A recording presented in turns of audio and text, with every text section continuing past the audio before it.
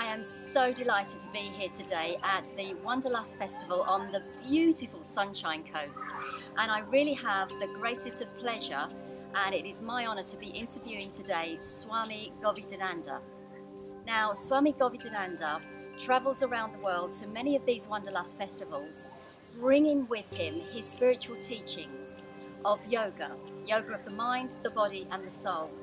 Now, Swamiji, as he's known, brings his spirituality, brings his talks and his amazing presence. So Swamiji, thank you very much. Not always being Swamiji.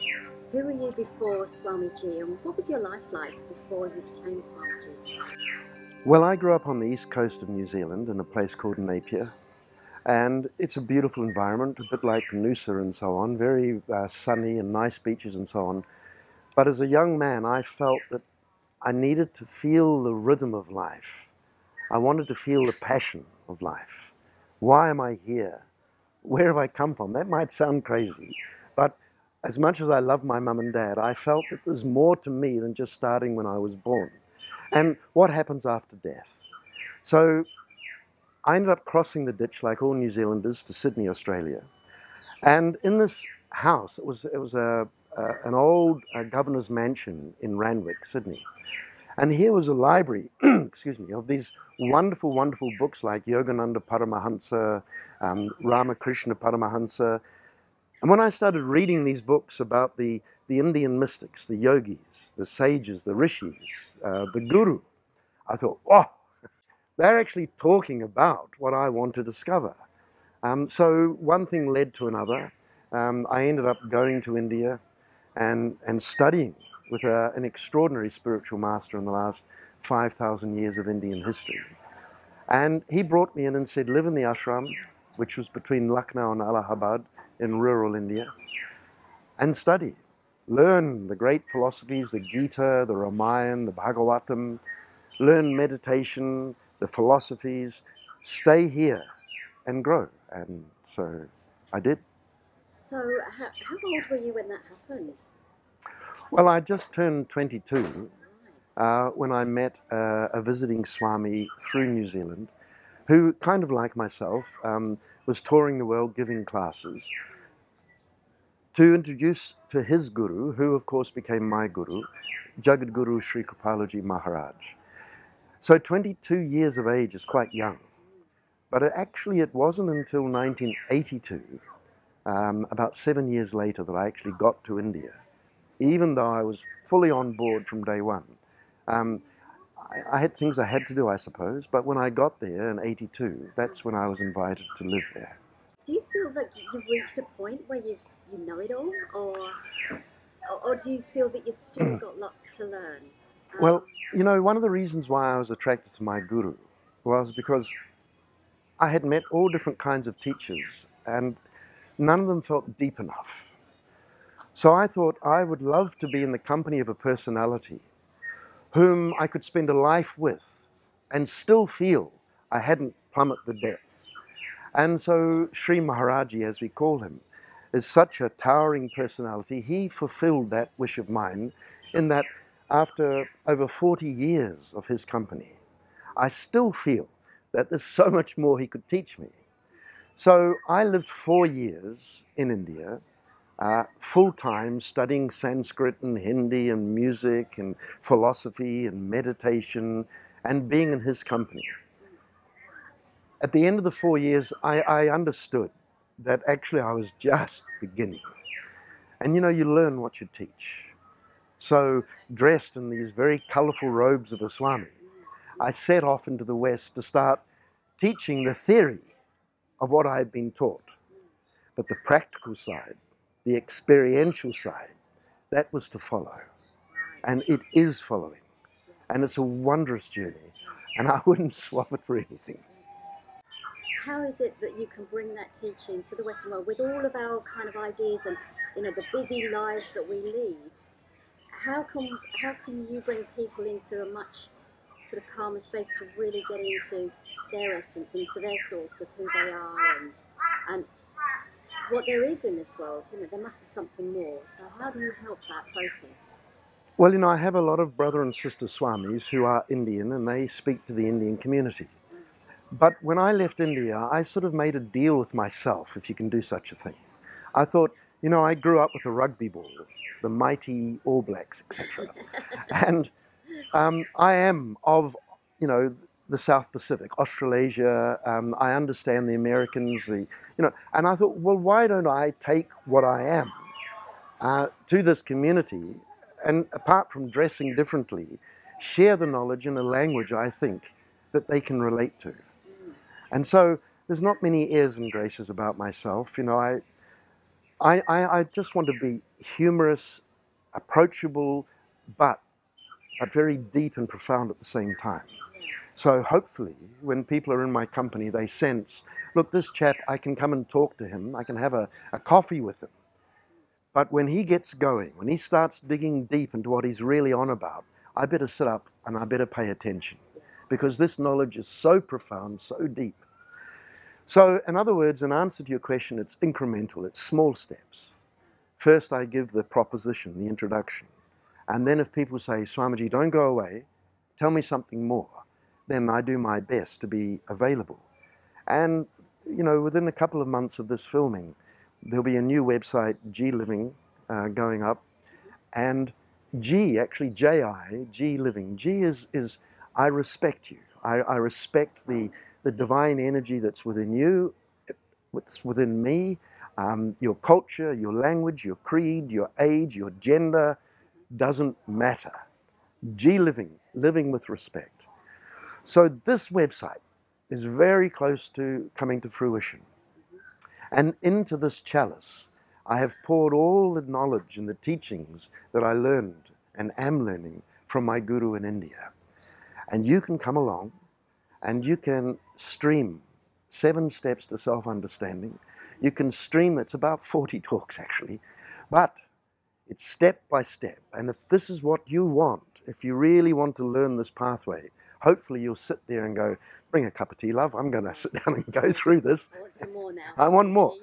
And then if you do that, I'll have webinars where you can tap in with me and talk about what you're learning, retreats that you can come and attend, go to India with myself. Many, many things are on offer if it appeals to you. Yes, yeah.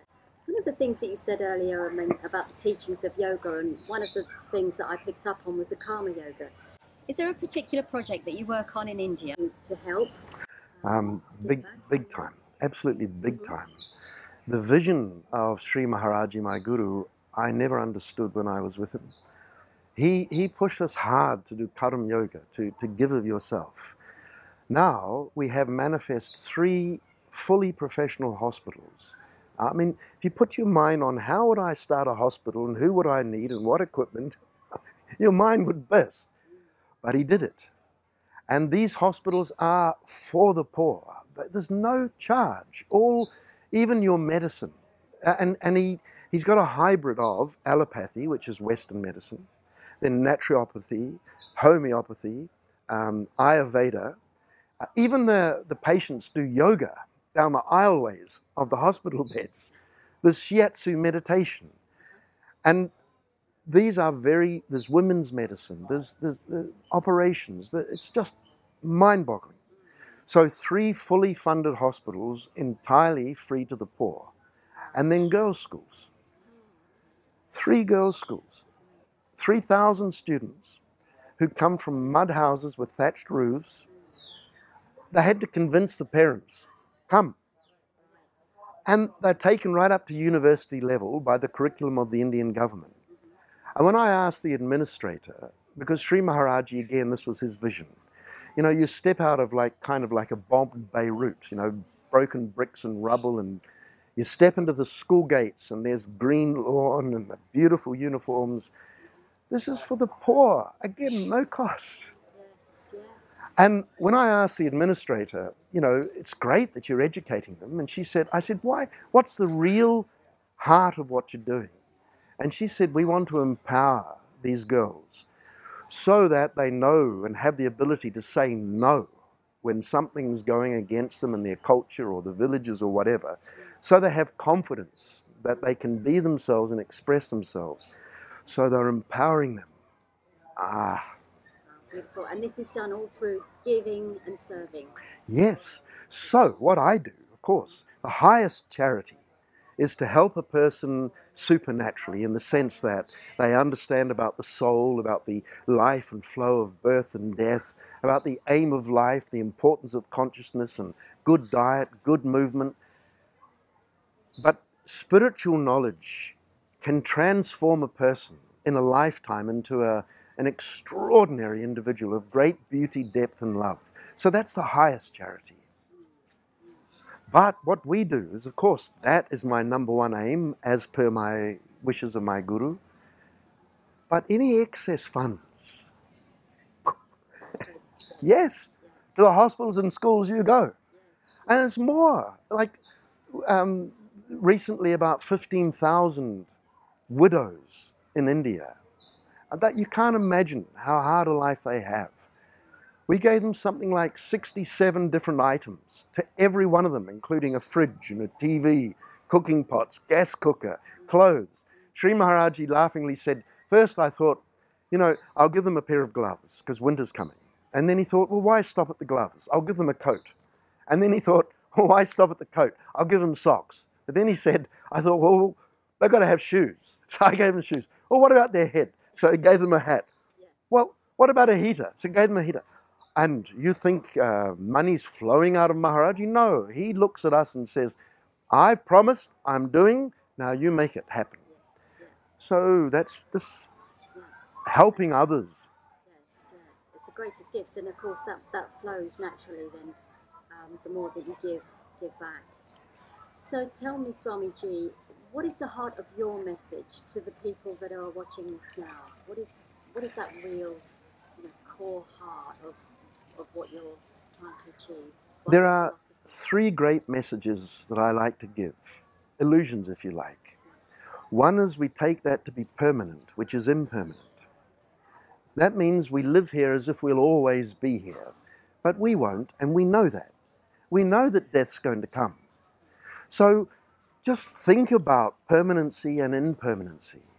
Bring death into your life and understand it instead of being fearful of it, the great unknown. Make it part of your life so that as you live, so you'll die. Joyfully, I hope. Secondly, we think ourselves to be the body.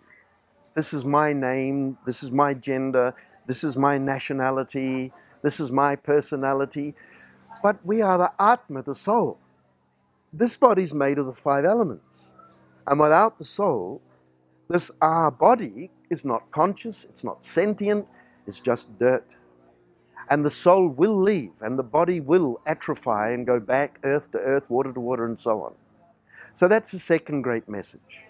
Understand that the energy that empowers the body, even your mind, this is the mystery of life. Understand that. And the third great thing I'd like to share, we look for happiness where it isn't. We look externally. We say, if I have that, I marry you, if I do this, if I, out, externally. Of course, there's great value, and we have to do these things. I'm not saying no. But looking for happiness where it's not actually means look for it where it is. And it's to do with the Atma. And the soul, the Atma, it's part of the Para Atma. Para means complete, the whole. Now, these are big concepts, right? But if people thought about these three things, taking that to be permanent, which is impermanent, thinking yourself to be the body when you are the soul, the Atma, and looking for happiness and love actually where it isn't. Learn to understand the mysteries of the nature of the soul and its relationship with this infinite space of which we are a part. And then the yogis, the rishis, the sages, the guru, the Gita, the Bhagavatam, the Veda, all of these extraordinary knowledges that come out of India. They'll say, are you ready to learn this? Oh Yes. Chalo, as they would say. Come on. Cello. Yeah, which means, come on, let's go. Right. Let's learn it. And do you have to dress like me and have a grey beard? As beautiful as I may be. No. And why would you? Walking like a spiritual totem pole down the main street, where's your privacy? No. Yeah. Stay as you are, look after your family, pirouette, yoga, make movies, whatever. That's just action. Don't change that. Change internally. Wow, that's an incredible amount of information for us to think about. And tell me something, if people want to find out more, I understand that you've got a new website that you're launching in a couple of months. Tell us about that. Well, look, we are. I mean, if you come to the site, as promised, the heart of the site is 7 steps to self-understanding. So you can have it audio or video. If you do that, on each of those steps, which is about 6 programs, 6 talks, I'll run a webinar to talk about what you've been studying. There'll be meditation. There'll be little grabs of stories and so on, all to enthuse you. And if you put up your hand and say, Swamiji, I want more, I will not turn you away. And you want more? Come on, cello. And I'll take you to India if you want. I'll invite you to a retreat if you want. You have to tell me. I'm trying to inspire the desire for you to know. But that's your business. You have to say, actually, I am interested. Then fine. If you're not, fine. It's been such a pleasure talking to you. Thank you so much. Namaste. Pranam.